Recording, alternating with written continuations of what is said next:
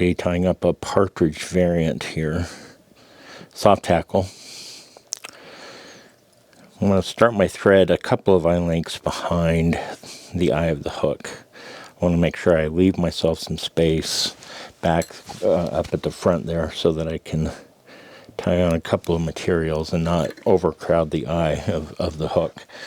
I've got a size 16 scud hook in the vise. I'm using a 14-aught shear in red, and the red thread is going to basically be the body here.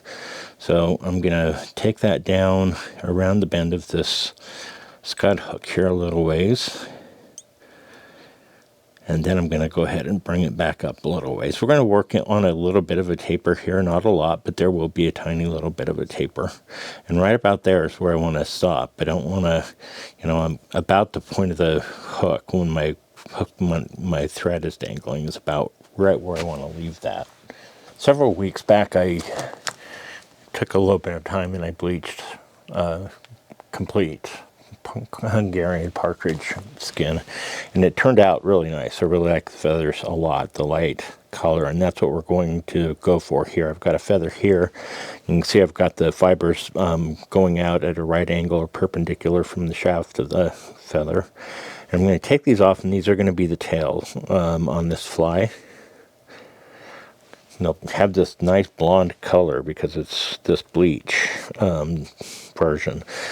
So what I'm going to do is I'm going to look approximately at my length here. It can be a little bit more challenging when you're working with a scud hook, but I'm simply going to take a wrap or two on this material here. And then I'm going to check for length. Because this is still a point where I can make this shorter or longer. If I pull on these ends, I can make it shorter. If I pull on these ends, I can make it longer. I want it a little longer, so I'm going to try to grab all of those fibers together and draw them a little bit.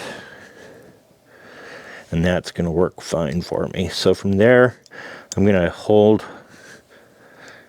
those tail fibers, as many of them as I can, upwards, because I want them to ride right on the top of the shank of our hook here.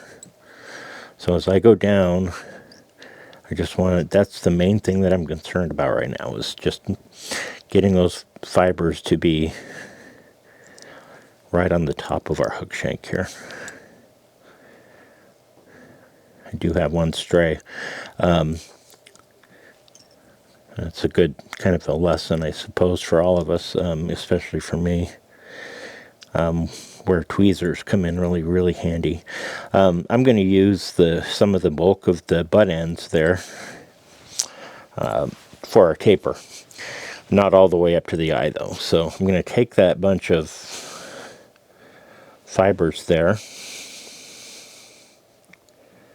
get them all together so I can clip them all off at once. So once I've got them all kind of up where I want them, I'm not going to clip them off exactly on the ends because I'm going to use that, like I said, for some of the taper, some of the bulk on the fly. So I'll just take a couple of wraps to get those ones to lay down.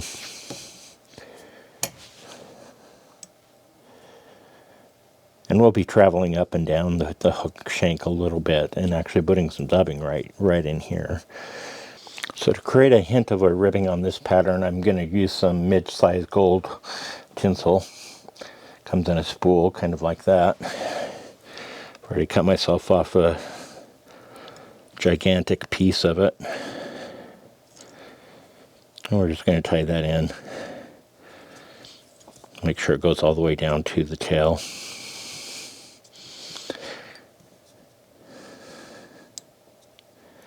That's where we'll want our ribbing on this body to start, and it'll be fairly subtle. You'll notice that as we kind of go along, and then I'm just going to bring my thread back up here towards the top, trying to again leave myself plenty of room up around that head. Let's go ahead and clip the balance of that material off there. I'm just going to set my thread over here on the bobbin cradle. It just allows me to have that thread out of the way. And then I'm going to take this gold tinsel that we just tied in. I'm going to take fairly open wraps with this material moving up. Try to keep them as even as you can.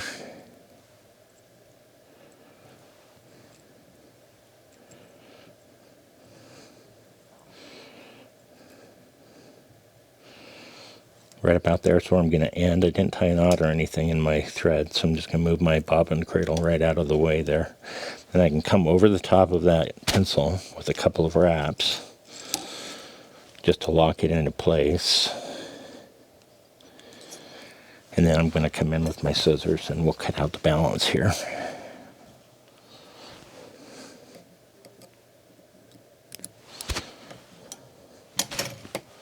Set that aside.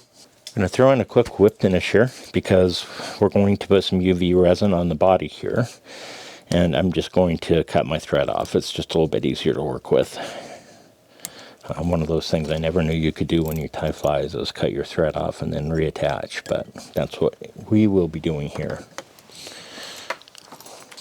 So I'm going to use a really thin resin here.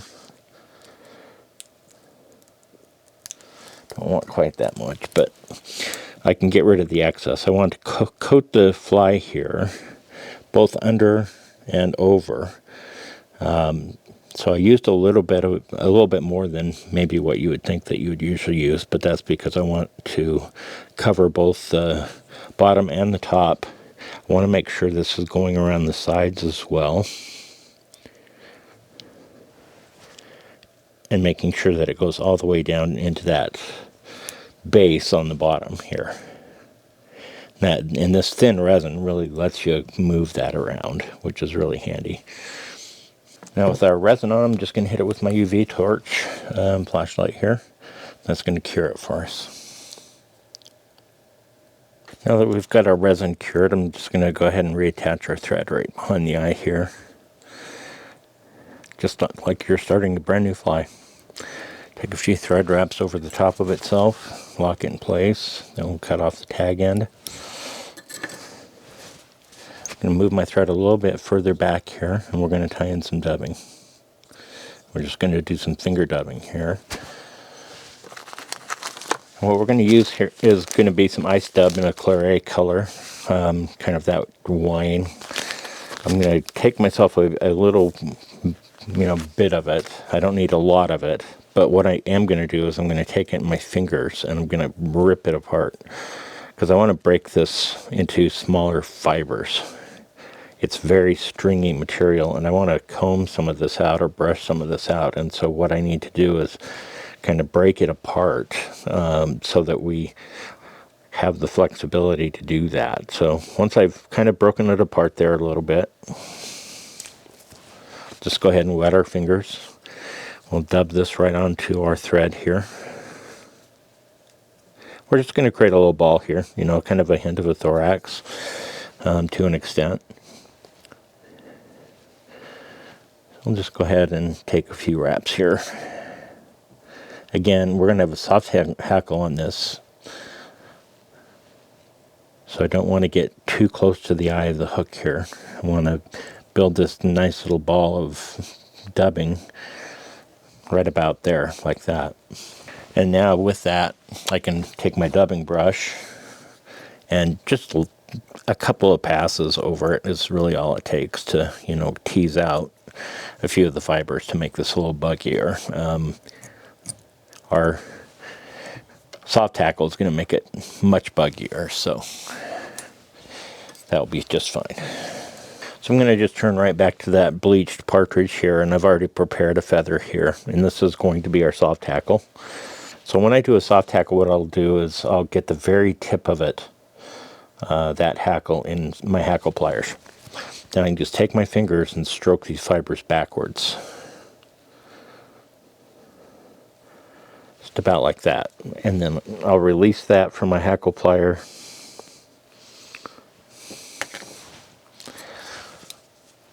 I'm going to trim off just a little bit. That's going to give me a good tie-in point.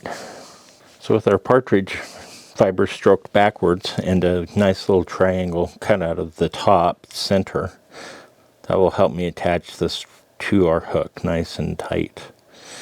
So I'm just going to give that a few thread wraps.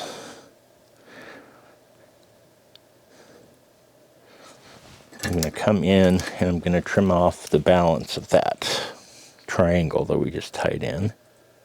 So with that hackle tied in, we're just going to grab our hackle pliers. I'm going to attach that to this partridge feather, the stem that's bare and showing there.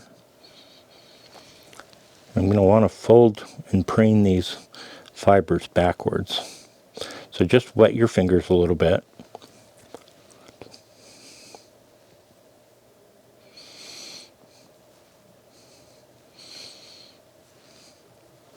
I'm going to take just a couple of turns. It's probably about all we're going to get out of this, and that's what we want. We want this to be pretty sparse. When I get back up to the top, I'm going to preen it all back again, as well as some of the fibers that are already in place.